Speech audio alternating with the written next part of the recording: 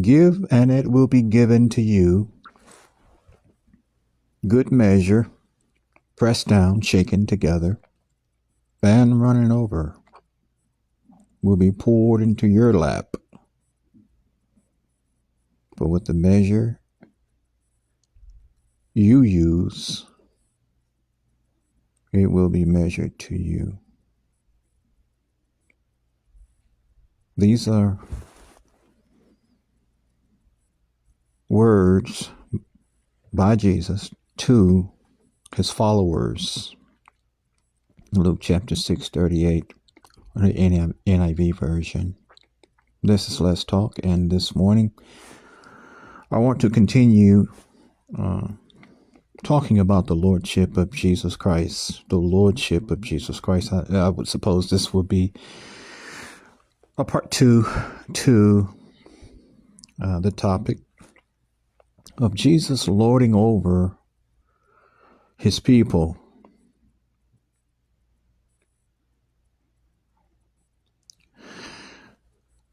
Here are some notes from yesterday's post. I shared this verse on yesterday, and I wanted to know what Bible Ref had to say regarding the verse.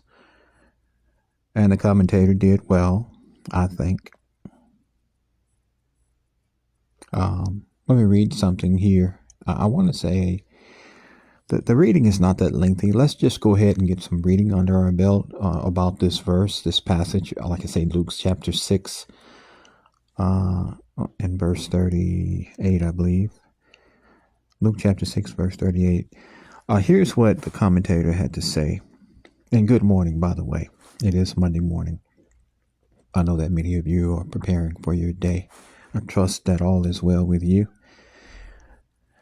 It says here regarding the verse, it says Jesus continues to explain how his followers should treat their enemies. This choice must be influenced by understanding the Christian's status as children of God the Father. They should let go of the instinct to judge other people's actions and declare them guilty. They should release enmity in their hearts and forgive others. They should love their enemies, bless them, and pray for them. Now, these are these instructions that Jesus gives. We'll find these verses prior to the verse 38 that we've already read. Verse 37, he's saying, forgive. Verse 27, 28, concerning their enemies, he's saying to his followers, bless them and pray for them. Do you see whom he lords, he saves? He's given instructions, right? So we are looking at Jesus Christ lording over his people and what he is instructing them to do, right? This applies today. Now, let's continue to read because I'm about to make my own commentary here. I don't want to get ahead of myself. Let's continue to read here. It says here, the motif of giving can apply to two distinct aspects. A natural result of persecution is often poverty and hunger. Our enemies who hate us because we follow Jesus may sue us and take our belongings. Jesus says to give anyway and don't expect anything back. God will satisfy us and give us his kingdom as our birthright. So even if persecution leads to physical loss, we are free to share what we have with our enemies. And I remember, before I continue to read, this is in the context of suffering and persecution, okay? We're children of God. We are to be people of virtue, of goodness, of even in the face of opposition. Now, I know people, when they read that verse that we have looked at about giving, and it will be given to you. Uh, it has been used regarding sowing seeds, like into a ministry and giving money. But the context here goes much further than that. And as a matter of fact, money is not even mentioned in this context, interestingly. Let's continue to read the commentary, though. It says, giving can also apply to spiritual matters. Jesus exhorts us to replace judgment and condemnation with charity, choosing to forgive instead. We should be especially quick to give these spiritual blessings, considering what God has given us. When we do so, we emulate our Father, and we secure his blessings. Now, regarding the verse that we just read, let me reread it again before I continue. Jesus said, give and it shall be given to you. Good measure, pressed down, shaken together, and running over will be poured into your lap. Now, what does that mean? It says here,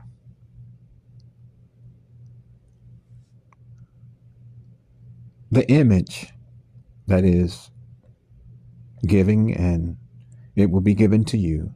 Good measure, pressed down, shaken together.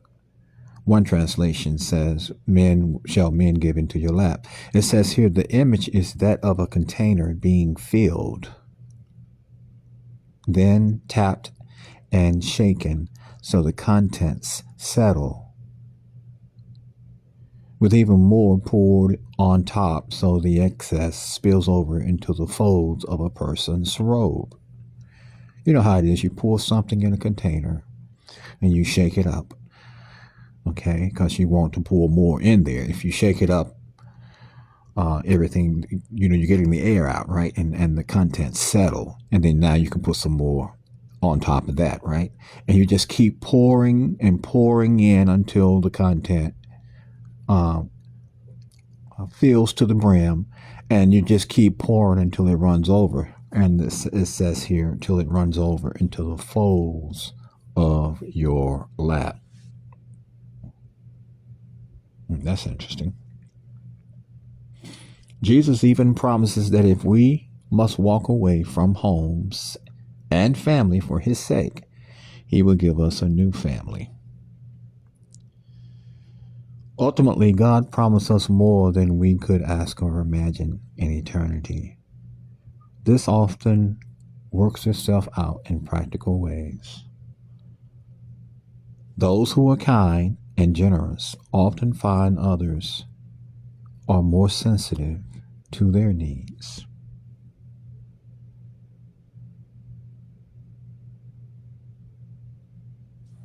I was reminded of that yesterday, and I tied it into what already I am being instructed to do in my current situation. And I remember what Jesus said. He said, give.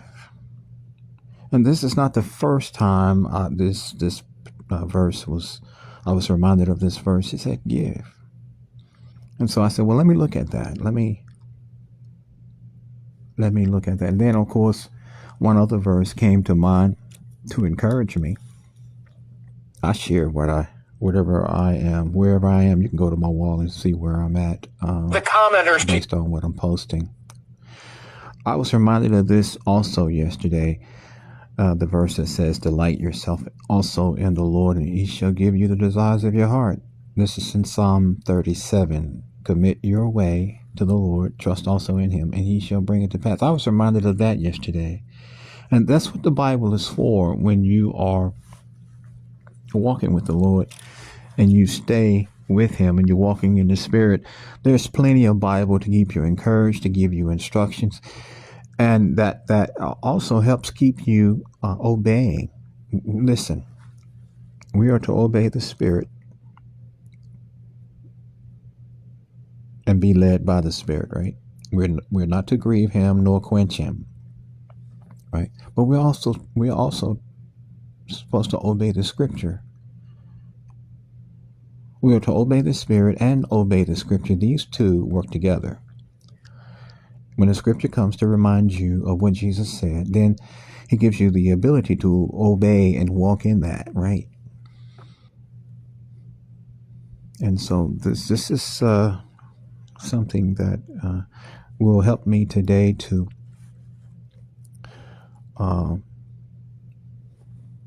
move along. Well, from one moment to the next, right? We're depending upon God's grace to keep us, to preserve us, to instruct us, to help us in moments when we are at a point of need, when we are feeling weak, when we need grace for strength to help us to move along.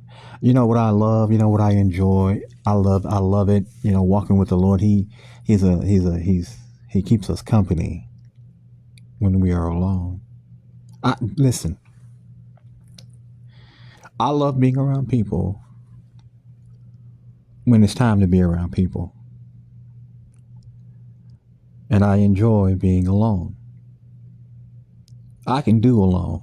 I can do alone. I've done people, and there are moments, there are seasons in your life when you just do alone, and that's for probably for your growth. I know for mine, and you know it helps you to come to a place where you're getting to know the Lord and you're getting to know yourself. And so I just thank God for the seasons that come my way, and I thank Him for these opportunities that I have to, especially not only opportunities, but I have the time to do these things, because these like devotional moments I have here, recording like I do, and sharing and passing on some of the things that I am experiencing as a Christian. I like to think they're helping other Christians out there. Listen, if you're suffering and if you're afflicted, listen, what I talk about here is core, C-O-R-E, it's core. And if you're not living and loving the Lord, this is not going to help you, because you can't relate.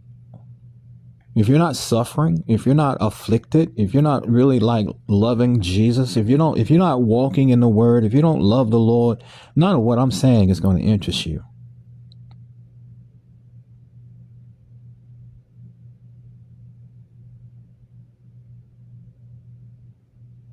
Jesus said, "Give."